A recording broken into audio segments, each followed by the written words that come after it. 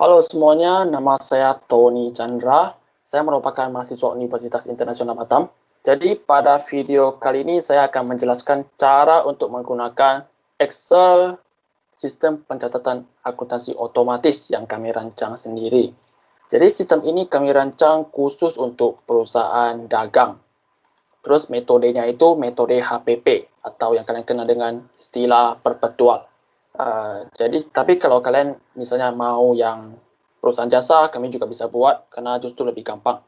Silakan ikut di komentar. Nah, jadi ini merupakan contoh pencatatan yang kami lakukan untuk warung serba-serbi Gang Molen. Itu merupakan UMKM yang ada di Tanjung Balai Karimun. Nah, jadi sebenarnya inti atau output dari sistem ini adalah laporan keuangan saja. Tapi pas kami merancang sistem ini, ternyata dia membutuhkan minimal jurnal umum, jurnal penyesuaian, dan kertas kerja agar sistem ini bisa otomatis.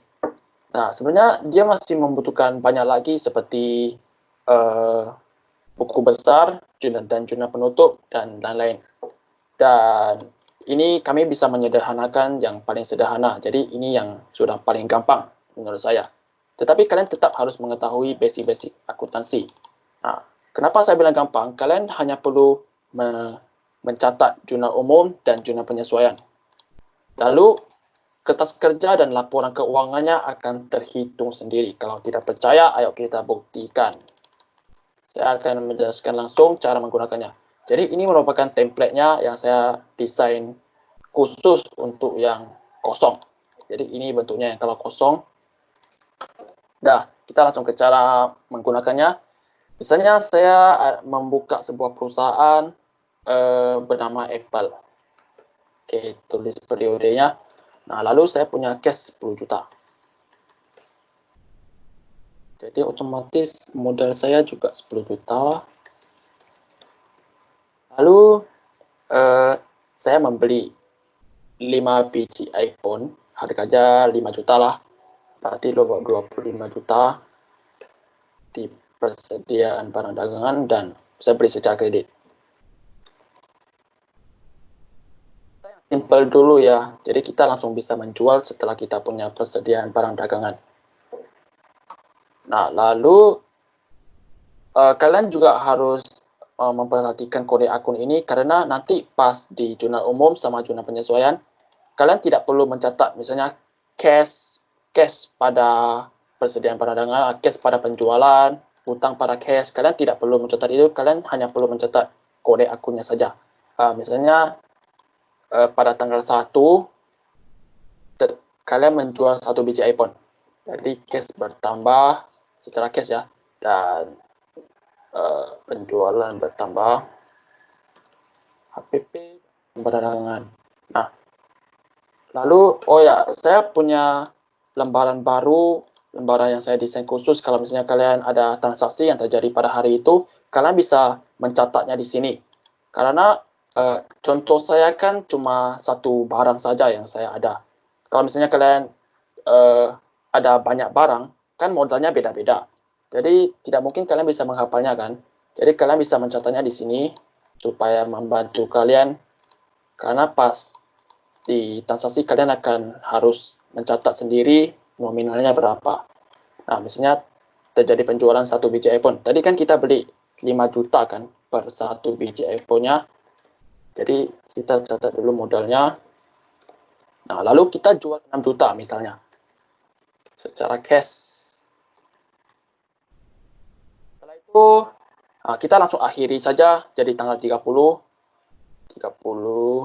Januari. Oke.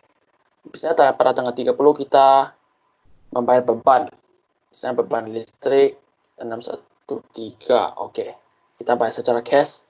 Kita bayar 500.000. Nah, kita anggap aja ini sudah 1 bulan dan sudah ada 2 transaksi. Karena ini transaksinya masih sedikit, jadi kita masih bisa menghitung sendiri ya laba kita berapa. Kita beli 5 juta, kita jual 6 juta, berarti untung kita 1 juta. Lalu kita potong beban, jadi untung bersih kita, laba bersih adalah 500.000. Lalu kita harus sesuaikan dulu, karena ada yang perlu kita sesuaikan dari jurnal umum ini. seperti persediaan barang dagangan. Kan persediaan barang dagangannya berkurang, jadi kita harus sesuaiin. Oh ya, lalu kalau kalian yang masih tidak mengerti sistem pencatatan akuntansi perusahaan dagang, ini merupakan website yang sangat bagus yang saya ketemu. Kalian bisa belajar akuntansi di sini. Ini sudah sangat bagus menurut saya. Ini yang contohnya zona penyesuaian. Nah, tadi kita kan harus sesuaiin persediaan barang dagangan kan. Nah, inilah akun-akunnya. Jadi kalian bisa belajar di sini pelan-pelan. Oke. Jadi HPP pada persediaan awal, persediaan akhir pada HPP. Oke. Kita ke zona penyesuaian. Tanggal 30. Oke. HPP pada persediaan awal dan persediaan awal akhir pada HPP. Tadi persediaan barang dagangan awal kita kan 25 juta. Kita tulis 25. Oleh sebab itu saya buat sebuah sheet baru ya, itu biar kalian tidak perlu menghafal seperti ini. Nah, ini kan cuma transaksi sedikit ya. Kalau banyak kan tidak bisa kalian hafal, jadi kalian catat aja. Dan setelah kita menjual satu biji iPhone kan persediaan barang kita kan berkurang jadi 20 juta. Jadi kita tulis 20 juta dan HPP tinggal 20 juta juga. Nah, itu saja yang perlu kalian isi dan beban listrik tidak perlu penyesuaian. Nah, jadi udah selesai kan zona umum sama zona penyesuaian. Jadi tadi kan kita sudah dapat sendiri secara logika kita untung 500.000. Kita lihat worksheet-nya dulu dan ya ini adalah untungnya. Nah, ini sudah terisi secara otomatis dan terbukti perhitungannya benar 500.000 untung bersih kita, dan kita ke laporan keuangan ya ini juga 500.000. Modal kita juga bertambah 500.000 karena kita tidak ada ambil price, dan ini adalah neracanya. Nah, jadi itu sudah membuktikan bahwa sistem ini bisa bekerja dengan oke lah ya. Lalu saya mau menjelaskan beberapa yang keburukan dari sistem ini. Pertama, yang paling nampak jelas adalah kertas kerjanya. Kertas kerja yang kami buat ini berbeda dari kertas kerja yang kalian lihat di tempat lain ya.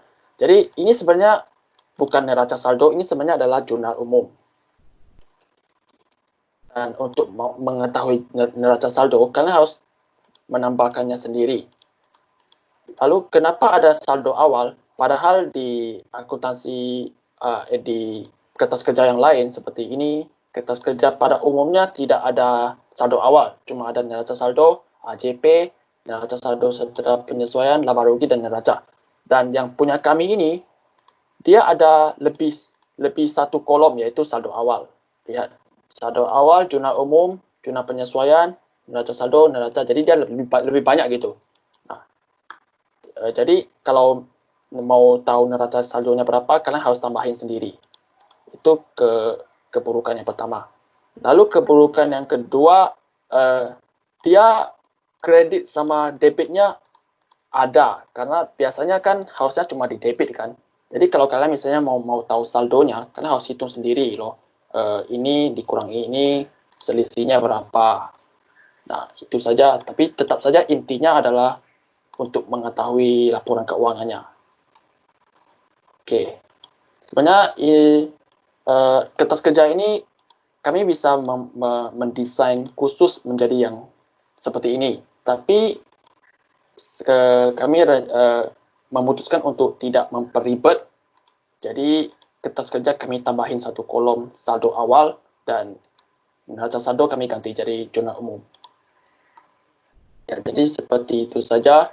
Oh ya, kalau dia rugi dia warna merah, kalau dia untung dia jadi warna hijau.